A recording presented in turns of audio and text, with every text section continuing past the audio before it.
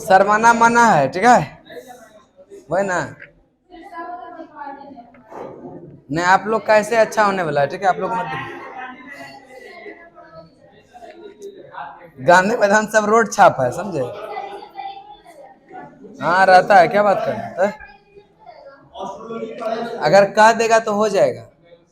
हाँ, हो सकता है बिना पढ़ने वाला का नौकरी होता है आजकल, बहुत कम का। नहीं पढ़ने वाला ज्यादा होता है, लेकिन उसके लिए माल पानी भी देना पड़ता है, बस में।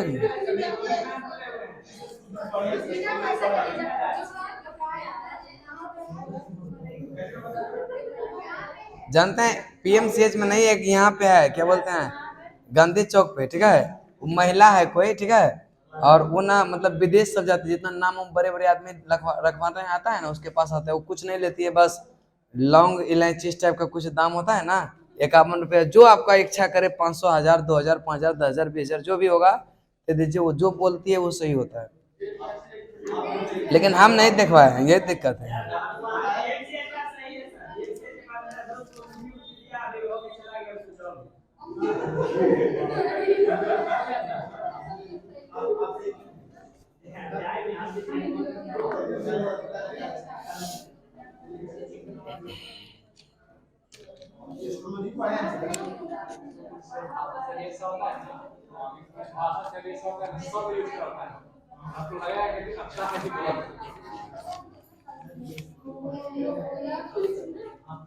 सबको जो है नौकरी का टेंशन है, इसको टेंशन है कितना साल जिएंगे।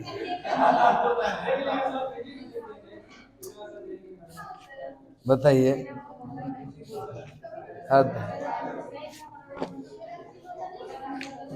चलिए थोड़ा आज लेट हो गया, ठीक है, चलिए सुनिए, कहाँ तक किधर हुआ था, कॉस्मिक किरण तक हुआ था ना शायद, विविध में कार्बन पेपर तक।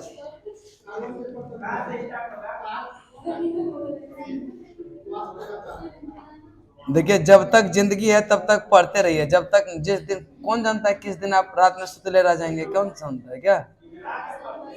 तो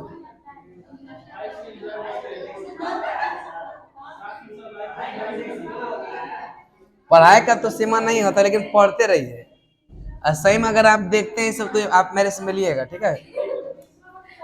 चलिए, हाँ इसीलिए देखते हैं वो गंभीर रहता है हमेशा, ठीक है। चलिए आगे चलते हैं, कार, ठीक है, आगे है हलन है, ठीक है। अब देखिए फिजिक्स का क्या हाल हो गया, हमको समझ में नहीं आ रहा है, बताइए फिजिक्स का ठंडा कारण अब लड़का नहीं आता है कि किस कारण नहीं आता है, पता नहीं चलता है। 8 से 9 मतलब थोड़ा सा रात हो जाता है ना।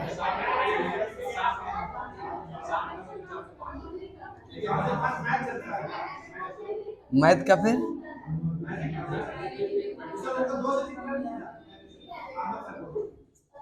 अहमद सर को 2 शिफ्ट कर दें।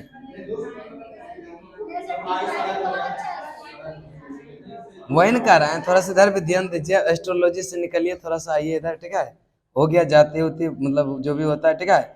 नेक्स्ट चलते हैं, कार, वाष्प वाला कार का निकोलस या कुगनाट ने, किसने, निकोलस कुगनाट, निकोलस, और कार जो है आंतरिक दहन का सैमुअल ब्राउन, सैमुअल। नेक्स्ट है कार्बोरेटर का जी डेमलर, ठीक है, जी कार्बोरेटर का कताई मशीन सैमुअल क्रॉम्पटन, सैमुअल कताई मशीन। कारपेट स्वीपर का यह मेलविल विसेल, मेलविल कारपेट, ठीक है, कारपेट जो है स्वीपर का कौन। नेक्स्ट है क्रोनोमीटर का John Harrison, John Harrison, John. घड़ी का यह आई सिंग व लियोंगसन, आई सिंग व लियोंगसन। घड़ी का है Christian Huygens, Christian. Diesel engine का रुडोल्फ डीजल, डीजल इंजन का, डीजल इंजन का। डायनेमो का है माइकल फेराडे, डायनेमो का, डायनेमो का। डेंटल प्लेट का है यह एंथोनी प्लेटसन, ठीक है, एंथोनी प्लेटसन, एंथोनी। और डिस्क ब्रेक का है एफ लेचेस्टर, डिस्क ब्रेक का, डिस्क ब्रेक का चलिए एक बार रिपीट बताएंगे। कार वाश वाला का निकोलस कुगनाट, निकोलस कुगनाट, निकोलस। नेक्स्ट चलते हैं करें कि कार पेट्रोल वाला कार्ल वेंज, कार्ल वेंज। और कार जो है आंतरिक धन वाला Samuel Brown, Samuel Brown, Samuel. कताई मशीन का Samuel Crompton, Samuel Crompton, Samuel. Carpet का स्वीपर, कारपेट का, कारपेट स्वीपर का कौन? Melville Bissell, Melville. और क्रोनोमीटर का John Harrison, John Harrison, John. घड़ी का यह आई रिंग व लियमसन, आई सिंग यह।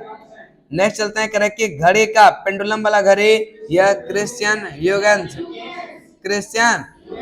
डीजल इंजन का रुडोल्फ डीजल, डीजल इंजन का। डायनेमो का माइकल फेराड, डायनेमो का। नेक्स्ट है डेंटल प्लेट का एंथोनी प्लेटसन, एंथोनी। डिस्क ब्रेक का एफ लेचेस्टर, डिस्क ब्रेक का, डिस्क ब्रेक का एफ लेचेस्टर। चलिए निकालेंगे इस तरंग पढ़ाते हैं, ठीक है। 11वां नंबर चैप्टर है तरंग।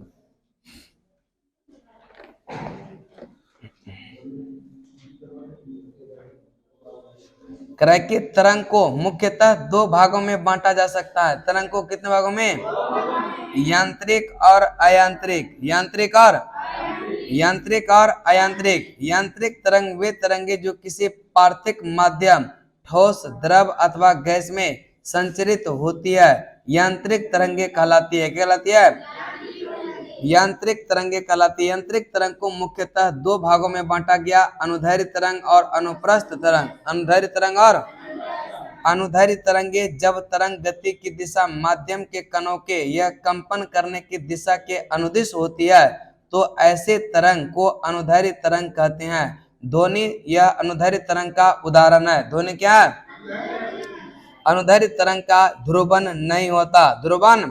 उसके बाद है अनुप्रस्थ तरंगे, जब तरंग की गति की दिशा माध्यम के कण के यह क्या होता है?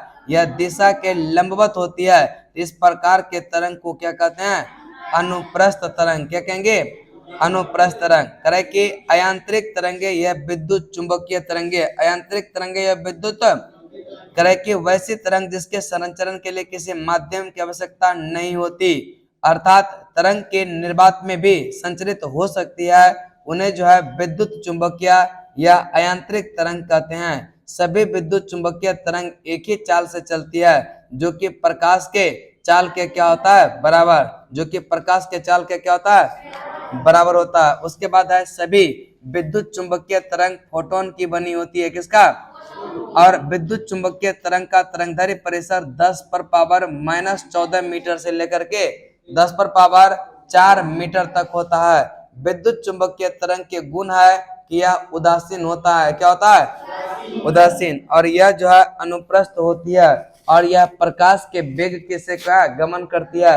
इसके पास ऊर्जा एवं संवेग होती है और इसकी अवधारणा मैक्सवेल द्वारा प्रतिपादित, किसके द्वारा? यह मैक्सवेल द्वारा प्रतिपादित। उसके बाद है वेब मोशन, वेब मोशन। करे कि यहाँ तक पहले देख लेते हैं, उसके बाद आगे चलेंगे, ठीक है।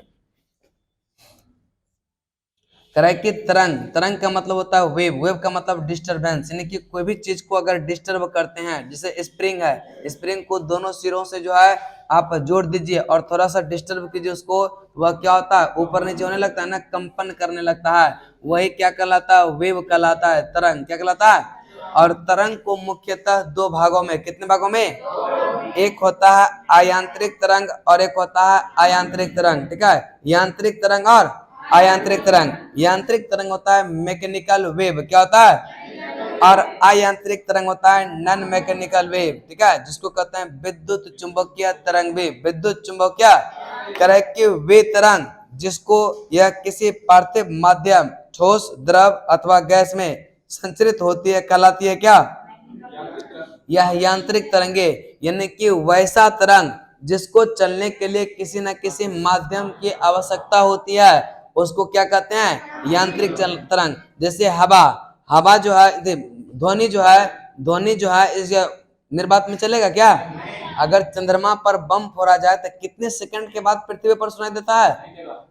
नहीं देगा। देता है कितना सेकंड के बाद? 11.2 क्या? देखिए जहां भी निर्वात की कंडीशन आएगा ना वहां पर ध्वनि का गमन नहीं होगा। ध्वनि के गमन के लिए कोई न कोई माध्यम की आवश्यकता होती है और ध्वनि का गमन जो है सबसे अधिक जो है ठोस में होता है, उसके बाद द्रव में और उसके बाद गैस में। यानी कि जितना ज्यादा माध्यम सघन होगा ध्वनि का वेग उतना ज्यादा होगा और जितना ज्यादा माध्यम विरल होगा ध्वनि का क्या होगा चाल उतना ही कम होते चला जाएगा, कम होते चला जाएगा। ठीक है, तो जिस भी तरंग को संचरण करने के लिए किसी न किसी माध्यम की आवश्यकता होती है, इसका मतलब वह यांत्रिक तरंग है। क्या है? यांत्रिक तरंग। उसके बाद कह रहा है कि अयांत्रिक तरंग, जिसको गमन करने के लिए कोई माध्यम की आवश्यकता नहीं होती है। जैसे कि सूर्य का प्रकाश पृथ्वी तक आती है तो बीच में निर्वात पड़ता है कि नहीं, फिर भी आ जाता है ना प्रकाश, फिर भी जो है यह पृथ्वी पर आ जाता है। इसका मतलब इसको गमन करने के लिए किसी माध्यम की आवश्यकता नहीं है। माध्यम है भी तो ठीक है, नहीं भी है तो ठीक है, तो उसको कहते हैं क्या? अयांत्रिक तरंगे या विद्युत चुंबकीय तरंग। करे कि वैसी तरंगे जिसके संचरण के लिए किसी माध्यम की जो आवश्यकता नहीं होती है, अर्थात तरंग निर्वात में भी क्या होता है संचरित होती है, वह कहलाता है क्या? यह विद्युत चुंबकीय या अयांत्रिक तरंगे, जैसे कि रेडियो वेव, माइक्रोवेव, सूक्ष्म तरंगे, इंफ्रारेड, अवरक्त तरंगे, visible light, UV rays, X ray या वाई रेज, ये सब क्या होता है अयांत्रिक तरंग का उदाहरण है। किसका? अब कह रहा है कि यांत्रिक तरंगों को दो भागों में, यांत्रिक तरंगों को दो भागों में, ठीक है, जब जो है तरंग की गति की दिशा माध्यम के कणों के कंपन करने की दिशा के लंबवत हो, जैसे माध्यम है उसका लंबवत हो रहा है, ऊपर नीचे हो रहा है, इसका मतलब वह कौन सा है? अनुप्रस्थ तरंगे। कौन सा? यानी कि इसमें माध्यम के कण आगे नहीं बढ़ता परंतु ऊर्जा और संवेग क्या होता है आगे बढ़ता है। यानी कि माध्यम का कण अपने स्थिर रहता है और यह ऊपर नीचे क्या होता है कंपन करता है, लेकिन इसका ऊर्जा और संवेग क्या होता है आगे बढ़ता है। इसको कहते हैं क्या? यह अनुप्रस्थ तरंग। क्या कहेंगे? अनुप्रस्थ तरंग कहते हैं, अनुप्रस्थ तरंग। और जल में उत्पन्न तरंगे यह कौन सा होता है? यह जल में उत्पन्न तरंगे अनुप्रस्थ तरंगे होती है। ठीक है, और अनुप्रस्थ तरंगे केवल जो है ठोस और द्रव में, याद रखिएगा कि अनुप्रस्थ तरंग जो होगा वह ठोस और द्रव में, किसमें होगा? जब तरंग की गति दिशा माध्यम के कण के कंपन करने का जो है यह अनुदिश यानी कि समानांतर होती है तो उसके माध्यम को क्या कहते हैं? यह अनुदैर्ध्य। यानी माध्यम के कण आगे इसमें भी नहीं बढ़ता है, केवल ऊर्जा और संवेग आगे बढ़ता है। जैसे ध्वनि तरंग हो गया, स्प्रिंग में उत्पन्न तरंग, ये सब क्या होता है? यह अनुदिश के समानांतर होता है, यानी जिस दिशा में जा रहा है उसी उसी दिशा में क्या होता है माध्यम के कण भी क्या होता है मूव करता है। यहाँ पर उसको क्या कहते हैं? यह अनुदैर्ध्य। क्या कहेंगे? अनुदैर्ध्य तरंगे। अनुदैर्ध्य तरंगे ठोस, द्रव और गैस तीनों में संचरित हो सकती है, लेकिन अनुप्रस्थ तरंगे किसमें? यह ठोस एवं द्रव में, ठोस एवं करे कि सभी चुंबकीय तरंगे यह बनी होती है फोटोन का। किसका बना होता है? और विद्युत चुंबकीय तरंग का जो परिसर होता है तरंग दैर्ध्य का 10⁻⁻14 से लेकर के 10⁻⁻4 मीटर तक। ठीक है, कह रहा है कि विद्युत चुंबकीय तरंग का तरंग दैर्ध्य परिसर कितना? 10⁻⁻14 मीटर से 10⁻4 मीटर। विद्युत चुंबकीय तरंग के गुण क्या क्या है? पहला कि यह उदासीन होता है। क्या होता है? उदासीन। यह उदासीन होता है। अनुप्रस्थ तरंगे होती है। कौन सा? अनुप्रस्थ तरंगे। और यह प्रकाश के वेग से क्या होता है गमन करती है। इसके पास ऊर्जा एवं संवेग होती है और इसके अवधारणा मैक्सवेल द्वारा, किसके द्वारा? करे कि किसी कारक द्वारा उत्पन्न विक्षोभ को आगे बढ़ने की प्रक्रिया को मतलब ये किसी कारक के जो उत्पन्न विक्षोभ होता है, डिस्टरबेंस होता है, उसी को कहते हैं वेव मोशन। क्या कहेंगे? Wave motion. कंपन कला करे कि आवर्त गति में कंपन करते हुए किसी कण के या किसी क्षण पर स्थिति तथा गति के दिशा को जिस राशि को निरूपित करता है उसे उस क्षण का क्या कहते हैं? कंपन कला। क्या कहेंगे? कंपन की कला, कंपन के। और उसके बाद निम्न तरंगे जो है विद्युत चुंबकीय तरंग नहीं है।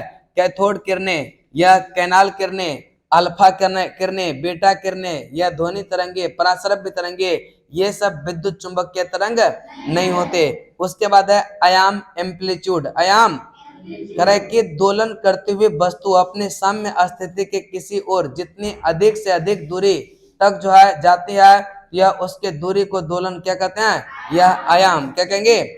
उसके बाद है तरंग दैर्घ्य। करे कि तरंग गति में यह समान कला में कंपन करने वाले क्रमागत यह कणों के बीच की दूरी तरंग दैर्घ्य कहते हैं, और इसे ग्रीक यानी कि लैम्डा से व्यक्त किया जाता है। अनुप्रस्थ तरंगों के पास पास के श्रृंगों के अथवा जो है यह गर्तों के बीच की दूरी को अनुदैर्घ्य तरंगे क्रमागत दो संपीड़न और विरलन के बीच की दूरी को क्या कहते हैं। सभी प्रकार के तरंग दैर्घ्य, यह तरंगों में तरंग की चाल, तरंग दैर्घ्य एवं आवृत्ति के बीच जो संबंध होता है, तरंग चाल वह आवृत्ति इंटू तरंग दैर्घ्य, आवृत्ति इंटू तरंग दैर्घ्य होता है। उसके बाद आपका आता है ध्वनि तरंगे। ध्वनि करे कि किसी यह कारक द्वारा, किसी कारक द्वारा उत्पन्न विक्षोभ या आगे की बढ़ने की प्रक्रिया, जैसे कोई भी चीज में जैसे स्प्रिंग को ही क्या करेंगे, अगर हिला देंगे तो उसमें अगर एक छोर से हिलाएंगे तो वह हिलते हिलते क्या होगा, दूसरा छोर तक डिस्टर्ब हो जाएगा। इसका मतलब वही जो गति हुआ उसी को कहते हैं तरंग गति, क्या कहेंगे। और आवर्त गति में कंपन करते हुए किसी कण के किसी क्षण पर स्थिति तथा गति की दिशा को जिस राशि द्वारा निरूपित किया जाता है उसे उस क्षण पर कंपन की कला कहते हैं। यानी कि आवर्त गति, जो आवर्त मोशन में कंपन करते हुए कोई कण है तो उसको जो उस स्थिति जो कंपन कर रहा है जिस स्थिति में, उस स्थिति में और जिस दिशा में वह कंपन कर रहा है तो उसको जिस राशि से निरूपित करते हैं उसे उस समय का क्या कहते हैं, कंपन कला कहते हैं। क्या कहेंगे, कंपन कला। कैथोड किरणें विद्युत चुंबकीय तरंग है क्या, कैथोड किरणें विद्युत चुंबकीय तरंग नहीं है। कैनाल किरणें विद्युत चुंबकीय तरंग है। अल्फा किरणें है, बीटा किरणें और ध्वनि तरंगे भी विद्युत चुंबकीय तरंग नहीं है। पराश्रव्य तरंगे हैं क्या, नहीं है। उसके बाद आपका आता है आयाम। कौन सा, आयाम, जिसको कहते हैं एम्पलीट्यूड। करे कि दोलन करने वाले वस्तु अपने साम्य स्थिति की यह किसी और जो है जितनी अधिक से अधिक दूरी तक जाती है उसे उस दूरी का क्या कहते हैं, आयाम कहते हैं। ठीक है, उसे उस दूरी का क्या कहते हैं, आयाम कहते हैं। थोड़ा सा देख लेते हैं इसको।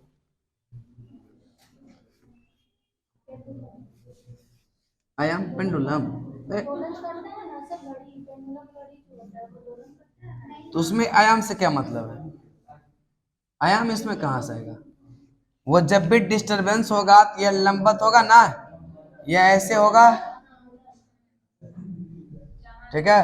तो ये जो लंबवत गया, ठीक है, इसी को क्या कहते हैं, आयाम कहते हैं। ठीक है, इसको क्या कहेंगे, यह आयाम। ठीक है, यानी कि जो डिस्टर्ब हुआ कण है कितना अधिक, यानी कि मेन, यानी कि जो है यह मेन रेखा से जो यह कितना डिस्टर्ब हुआ, कितना लंबाई तक ऊपर जाएगा या नीचे जाएगा, उसी को कहते हैं एम्पलीट्यूड। क्या कहेंगे, यह एम्पलीट्यूड को ए से इंडिकेट करते हैं। अब यहां से यहां तक की लंबाई को क्या कहते हैं, एम्पलीट्यूड। क्या कहेंगे, एम्पलीट्यूड। कह कि तरंग गति में समान कला में कंपन करने वाले दो क्रमागत कणों के बीच की दूरी को क्या कहते हैं, तरंग दैर्घ्य। क्या कहेंगे, तरंग दैर्घ्य। यानी कि लैम्डा से किससे डिनोट करते हैं, यह तो दो क्रमागत श्रृंग या दो क्रमागत गर्त के बीच की दूरी को क्या कहते हैं, यह तरंग दैर्घ्य। देखिए यह तो दो क्रमागत, ठीक है, श्रृंग, ठीक है, दो क्रमागत श्रृंग के बीच की दूरी को क्या कहते हैं, लैम्डा। या फिर दो क्रमागत गर्त की दूरी को, ठीक है, दो क्रमागत गर्त के दूरी को यह क्या कहेंगे, यह लैम्डा कहेंगे ना। यहाँ बनेगा ऐसे, आगे बनेगा और नहीं, ये ऐसे जाएगा। ठीक है, यह दो क्रमागत जो है यह गर्त की दूरी को क्या कहते हैं, यह लैम्डा। क्या कर लेंगे, लैम्डा। दो क्रमागत श्रृंग या दो क्रमागत यह क्या होता है, यह दूरी को क्या कहते हैं, श्रृंग या फिर गर्त की दूरी को क्या कहते हैं, क्या तरंग दैर्घ्य कहते हैं। ठीक है, तरंग दैर्घ्य। कह रहा है कि एक श्रृंग एवं एक गर्त की दूरी जो होता है वह लैम्डा बटे 2 क्या होता है, लैम्डा बटे 2, लैम्डा बटे। चलिए आगे चलते हैं। आयाम तो समझ में आ गया, ठीक है, आयाम हो गया। उसके बाद चलते हैं आपका कौन सा है, यह ध्वनि तरंगे। ठीक है, ध्वनि तरंगे। कह रहा है कि ध्वनि तरंग, इसको बीच वाला बॉक्स वाला याद करवा दें। चलिए गामा किरण का खोज किया था पॉल विलार्ड ने, गामा किरण का खोज, गामा किरण का खोज।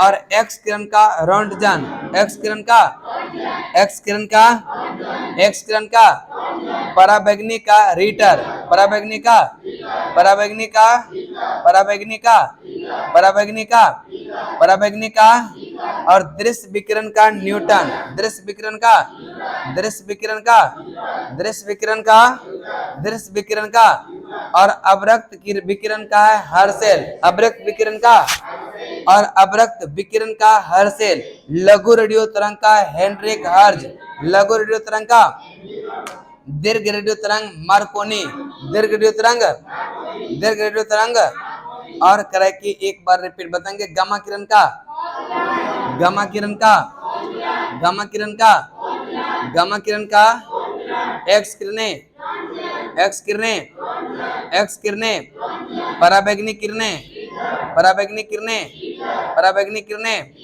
और दृश्य विकिरण, दृश्य विकिरण, दृश्य विकिरण और अवरक्त किरण, अवरक्त किरण, अवरक्त किरण, अवरक्त किरण। नेक्स्ट है दीर्घ रेडियो तरंगे, यह मार्कोनी, किसने, मार्कोनी, ठीक है। इसका तरंगदैर्घ्य परिसर भी पूछा जाता है, ठीक है, पूछता है, क्या करें, याद करवा दें।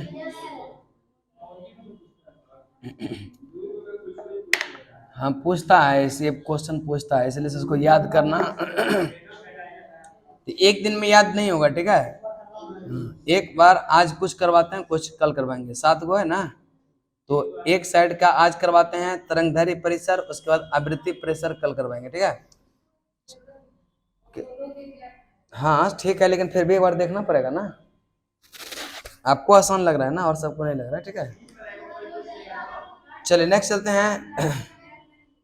अरे याद करवा देंगे, क्या टेंशन ले रहे हैं, ठीक है। चलिए बताएंगे कि गामा किरण का जो यह तरंगदैर्घ्य परिसर है 10 पर पावर इधर भी है, तो वही मिला, समझे, बस गैपिंग करके है, लेकिन फिर भी थोड़ा सा देखना पड़ेगा ना। चलिए गामा किरणें का जो है यह 10 पर पावर माइनस, यह 14 से लेकर के 10 पर पावर माइनस 10 मीटर, ठीक है। गामा किरण का जो है तरंगदैर्घ्य परिसर कहां से कहां तक, 10 पर पावर माइनस 14 मीटर से 10 पर पावर माइनस 10 मीटर और 10 पर पावर माइनस 10 से 10 पर पावर माइनस 8 तक होता है एक्स किरण का, एक्स किरण का कितना, -8 और पराबैंगनी किरण का 10 पर पावर 8 -8 से -7 -7